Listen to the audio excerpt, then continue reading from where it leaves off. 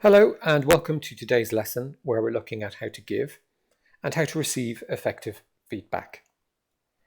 Now, to understand the process of how giving feedback works, let us use the analogy of how a self-guided torpedo operates. Now, a self-guided torpedo has a target it's trying to hit, its goal. The torpedo has a propulsion mechanism to push it through the water. It also has sensors, such as sonar and radar, to let it know if it is traveling in the right direction.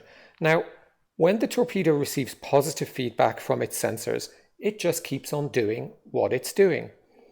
When negative feedback informs the torpedo that it's off course, then this feedback will cause the rudder to adjust. Now, if the rudder is adjusted too much or too little, then more negative feedback will again be received by the torpedo and a further rudder adjustment will be made.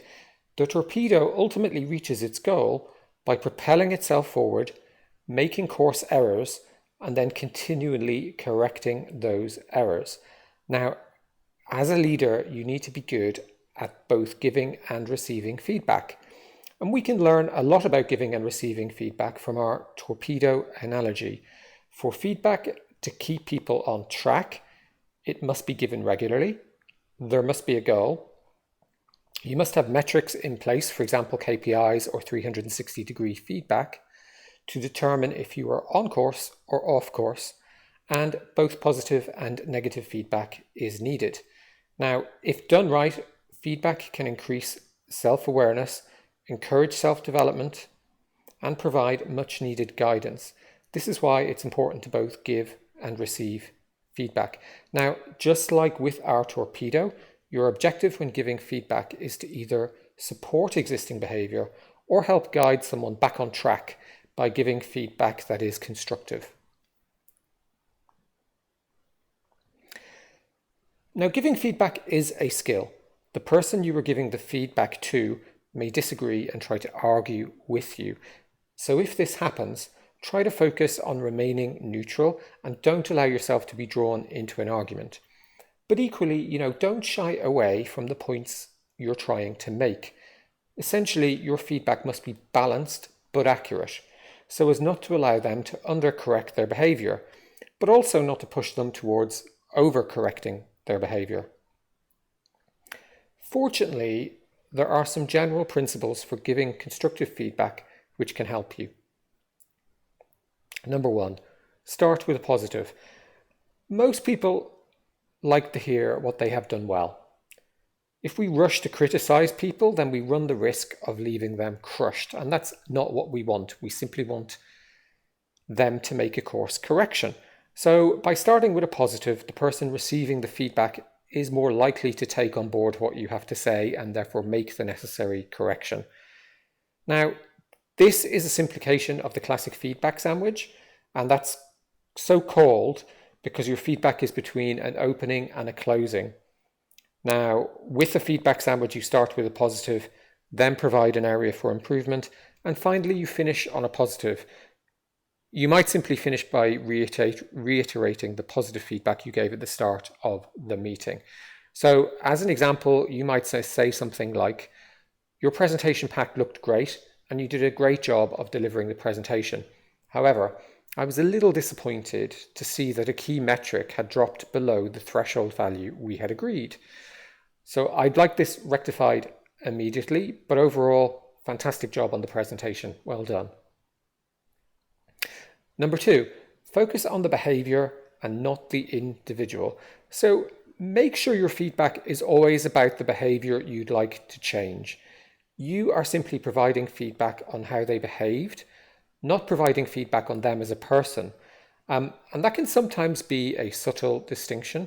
Now, effectively by doing this, we're focusing on the description of what is wrong rather than the inference from that. So as an example, notice how saying something like, "The presentation wasn't great," is a lot less personal and therefore better than saying something like, "Your presentation wasn't great." So as another example, how about saying something like, "You're not meeting the dress code"? That's a lot more personal and therefore less effective than saying something like, "Those clothes don't meet the dress code."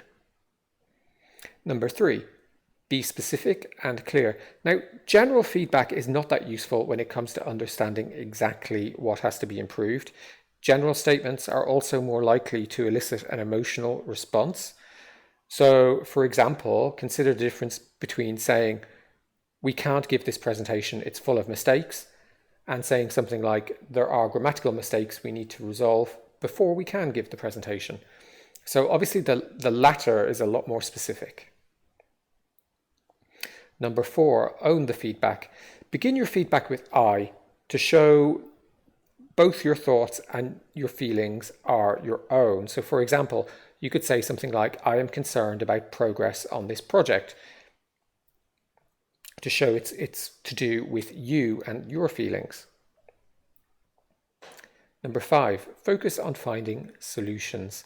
Think up front about why you're giving the feedback. Is it to course correct and improve performance? It's going to be far more positive and a far more energizing conversation if you focus on finding solutions rather than calling out issues.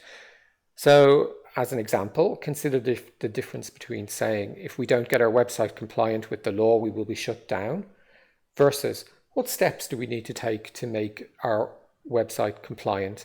That second sentence is far more constructive. Number 6, be timely. Now, it's best to address issues or give praise as close to the event as possible. Don't let the moment pass and have the feedback come as a bit of a shock to the person receiving it. The exception to this rule is when the situation is serious and emotional. Now, it's obviously more challenging to accept feedback in that circumstance, and you don't want to risk either party saying something they later regret. So under that circumstance, by all means, wait a bit, but generally be timely with your feedback. And finally, number 7, follow up. Now, if you reach any agreements, write them down and send them to the person concerned. Going forward, remember to look for opportunities to commend the person as their performance improves on the tasks in question. Now, we've just covered some general guidelines for giving feedback, but here's a very specific, simple 7-step process you can use for giving feedback to anyone. So number 1, state your purpose. State the reason why you're giving feedback and why it is important. Where you're initiating feedback, this will prevent nervousness and guesswork by the recipient. And if you're responding to a feedback request from someone, then it really enables you to clarify and agree exactly what is to be covered. Number 2, describe what you personally observed. So stick to what you personally have observed and stick to specific events that you have personally seen. Number 3, describe how you felt. So describe how you reacted when you witnessed the event outlined in step 2. By describing how you felt after observing the behavior, you'll help the other person to understand the impact that their actions are having on you and that their actions are having on others. Number 4, remain silent. In this step, you give the other person the opportunity to respond. If the other person doesn't respond, then you can prompt them by saying something like, "What's your view on the situation?" Now, as mentioned previously, the skill here is to avoid getting drawn into an argument if they try and defend themselves. And that's where step 5 comes in, focus on solutions. Now, move away from the problem quickly to focus on finding a solution. Now, you may already have a solution in mind, but it can be productive for both of you to work collaboratively to generate a solution to the problem. Number 6, summarize. So now that you've identified the solution, summarize the action points you've agreed and identify when you will next meet to discuss progress towards rectifying the problem. There's no need to summarize the problem again, just focus on the solution. Agree that you will email the action steps to the person after the meeting. Summarizing allows you to ensure that there are no misunderstandings before both of you leave the room, and that's obviously very important. And finally, number 7, express confidence. End the meeting by reassuring the recipient that you have confidence in their ability to implement the action steps and therefore rectify the problem. Now, if appropriate, let them know that your door is always open should they encounter any problems.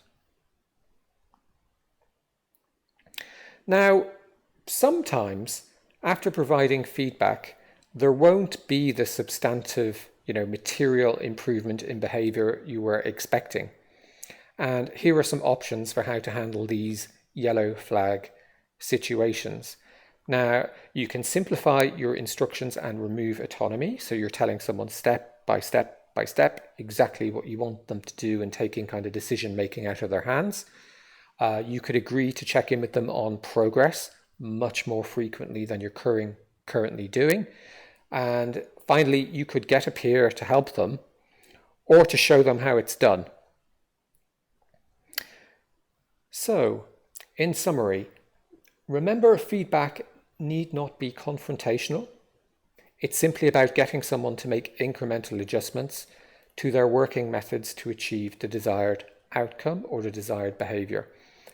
Use the 7-step feedback process we've already been through to keep yourself on track when you're giving someone feedback. And finally, remember, because feedback is so important, not just to give it, but to seek it out for yourself also. So that's it from me. Really hope you enjoyed this lesson, and I look forward to speaking to you again soon.